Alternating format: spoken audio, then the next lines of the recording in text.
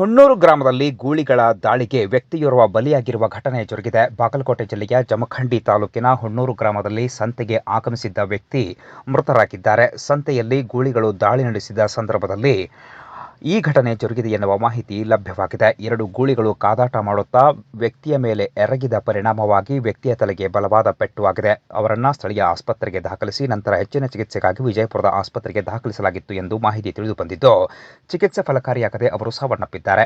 ಮೃತ ವ್ಯಕ್ತಿಯನ್ನ ಹುಣ್ಣೂರು ಗ್ರಾಮದ 38 ವರ್ಷದ ಉಮೇಶ್ ಶಿವಲಿಂಗಪ್ಪ ಕತ್ತೇವಾಡಿ ಎಂದು ಗುರುತಿಸಲಾಗಿದೆ. ಇನ್ನು ಈ ಕುರಿತು ಜಮಖಂಡಿ ಗ್ರಾಮೀಣ ಪೊಲೀಸ್ ಠಾಣೆಯಲ್ಲಿ ಪ್ರಕರಣ ದಾಖಲಾಗಿದೆ ಎಂಬ ಮಾಹಿತಿ ಲಭ್ಯವಾಗಿದೆ.